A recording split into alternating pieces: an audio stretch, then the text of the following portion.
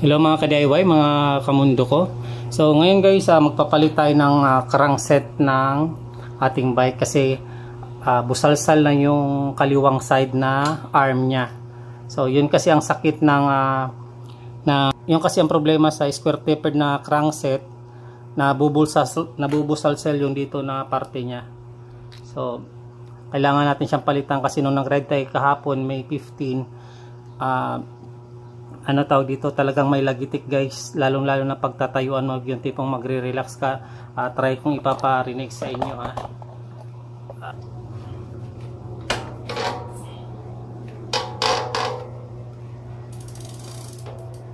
yan yung click na yan, yung tunog niya guys, yan ayan, yan yung tunog niya. So dapat wala yan. Tapos katagalan guys, lumuluwag yung ano niya, lumalaki yung tunog niya, kaya nakakailang magpa-jack. Hindi pala natin sa ating ipapalit na guys, Shimano din siya pero hindi siya Asira. Itong Asira guys, matibay daw to sana, pero sira na siya. Kailangan natin palitan. So ang ngipin pala nito ipapalit natin is 36 by 22. So magiging 2 by siya. Ibig sabihin dalawang plato dun sa harap. So tatanggalin lang natin siya. So ano pala guys, yung crankset na yan pinalitan ko na lang ng pang Halotech talaga na setup. So bumili tayo ng Halotech na bottom bracket at saka pang Halotech din na crankset. So umabot tayo ng nasa 2,200 kasi yung hinahawakan ko na yan is ano pala yan, square tapered na BB ang kailangan. Nakalagay sa atin Octalic, ibig sabihin kailangan din natin magpalit ng BB or nakapag-decide ako na gagawin na lang siyang Halotech na setup kasi total yun na din naman yung pinakamagandang ngayon na bottom bracket. Halotech medyo mas malambot siya. Tapos ang pagkakaiba naman sa itsura nila, yung Halotech may tubo dito na mahaba, parang isasalpak mo na lang siya dyan sa gilid, tapos ito wala. So tapos advantage din sa square tapered guys, pag ginagamit mo siya pang daily lang, hindi naman siya pang akyatan or pang mas maganda siya gamitin kasi matagal siya masira. Sabi nila yung iba nga 10 years na okay pa rin, hindi pa rin nila ginagalaw, okay pa siya, hindi siya nasisira. Kagaya nito, ano na to, 2013, pero alam ko hindi pa napalitan yung bottom bracket nito na square tapered. So ganun siya katibay. Yun nga, ulitin ko, ang Halotech malambot siya padyakan. Sabi ng mga matagal na nagbabike, mas yun talagang ginagamit nila, pero hindi siya madali din siyang, hindi naman siya ganun kadali, kumbaga shorter lang konti yung lifespan niya. So ganun. So tatanggalin na natin to sa madadagdagan yung gas-gas niya.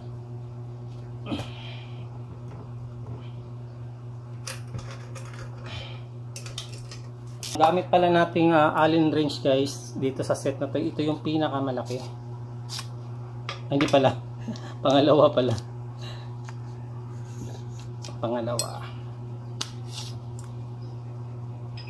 Tapos pag tanggal, counterclockwise. Kung ano yung ikot ng relo, pabaliktad siya ng ikot ng relo. Ayan ang lambot.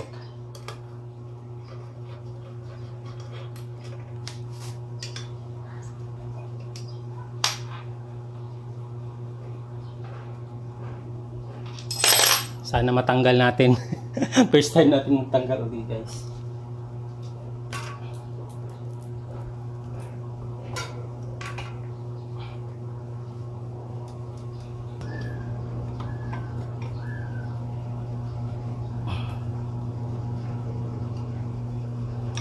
Nung kinuha natin to guys, maalog talaga dito na parte. So nilagyan lang natin siya ng tiplon, pero hindi siya tiplon na tiplon talaga. Ginamit lang natin yung ice tubig guys kasi flexible yun na plastic. Kaya ito medyo matigas siya tanggalin. Ang problema nito guys, Hindi pa ako nakapagtanggal nito ever. At the same time, wala akong pinanood sa YouTube. Pag hindi ito matanggal, saka tayo manonood sa YouTube. Sa YouTube University, guys.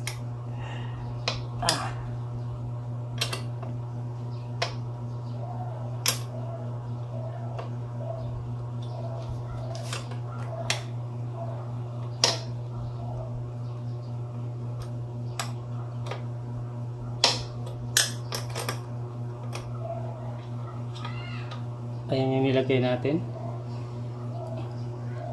Nadurog lang din.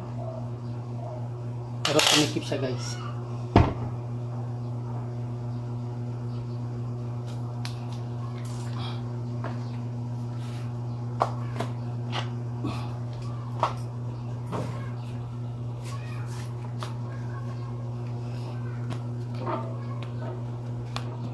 Ayan, napaka-smooth pa ng ng butong bracket niya.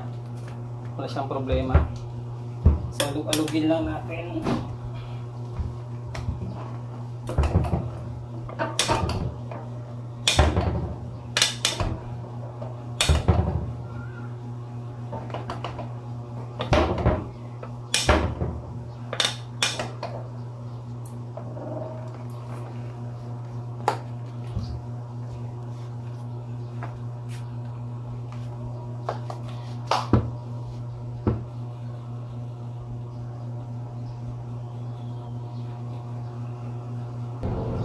Wala guys, sablay tayo rito guys. Kailangan natin ay pakakabit na lang to sa mekaniko. Saglit lang. Parang may nilagayon itong bakal. Parang starter, no? Parang tanggal. So mayroon pala talang pangtanggal guys.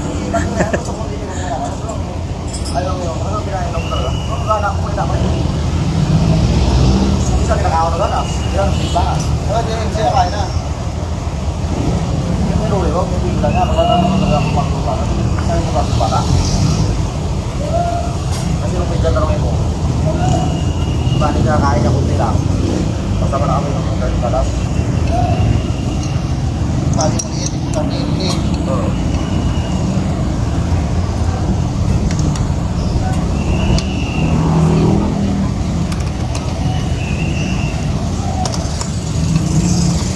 ano daw ba eh? Gana talaga.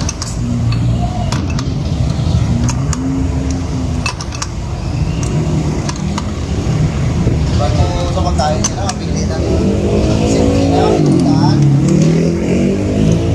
Subuhay ka lang katatas na. Alam mo persali na yan, makakaway lang mo. Isang pedya ka bakit na. Kasi ang bata, ito na mabilis sa pagkain niya.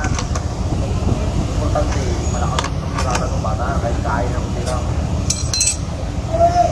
Ayun. Yan ang bata ng maraming kain. Yan, tawag nyo ito sir, Oktaling.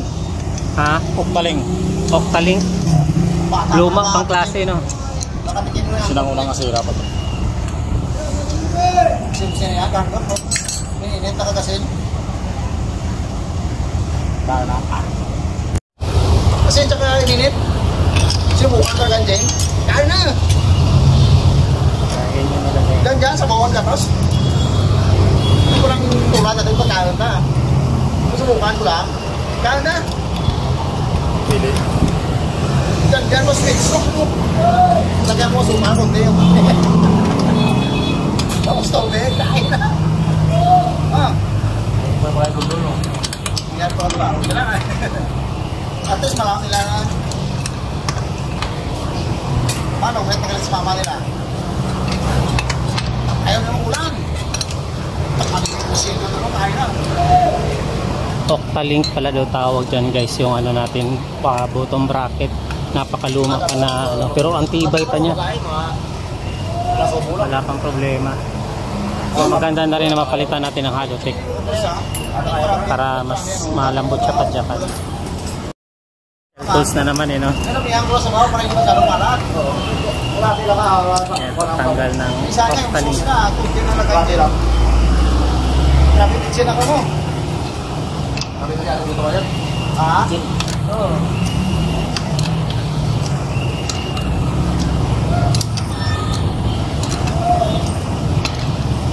Ano yung bottom bracket na ikakabit? Halotech na siya. Halotech na Shimano na ano 5 or ano yung code mo? Ayan. 501. 501. Okay. At least ano na siya, advanced na rin siya. Walang pare sa likod. Meron din lock na.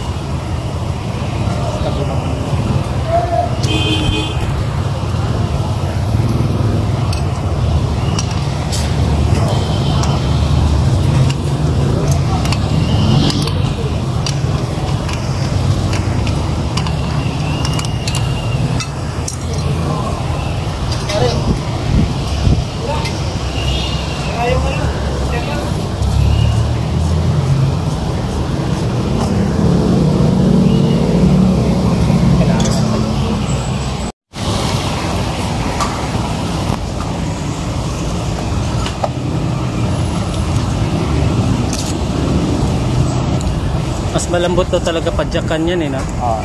Yan sabi ng ano, nasa mga vlog. Pero matibay pang daily yung ano. Ito, yung original na Shimano to. Yan.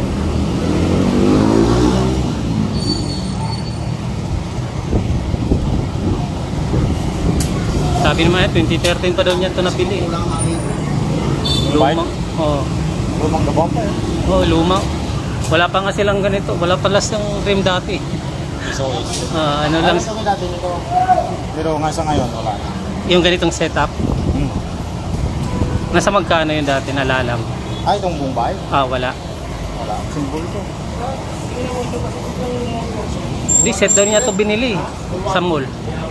Dati. Baka ganito na daw talaga. Di kamay na lang guys. Pero na ano pa rin yan. Para maangas nga siya tingnan.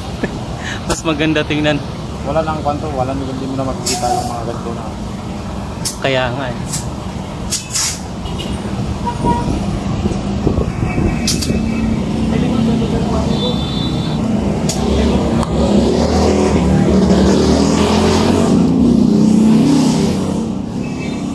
Bili natin 650 to boss no? 670. 670 tapos ito 144 1450. So ito yung nilagay natin guys. 3x.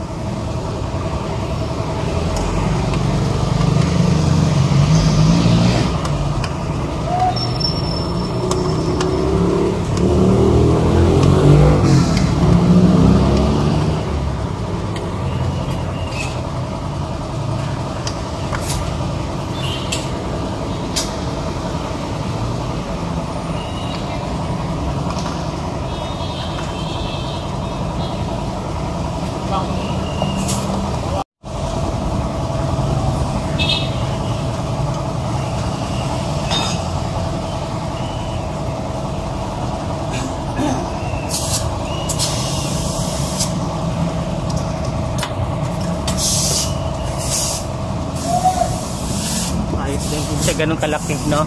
Hindi kagaya ng ibang 3x, di ba? Na Pasok yan. Lupuha ka na yun. 40 lang, di ba? 40. Kahit kasagala. 40, 30.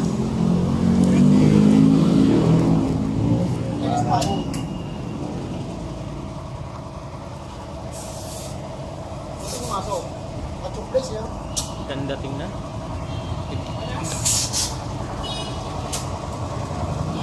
Tingnan mo na yun? Likod. May tingnan na yan. Maluwag yung skewer. Mas maganda talaga sila tingnan guys. Na nakabotong bracket na halotech na talaga. Kumadya kasi lumuwag eh. Kailangan sulong-sulahan. Baka talaga kumadya lumuwag. Kumigiwang eh.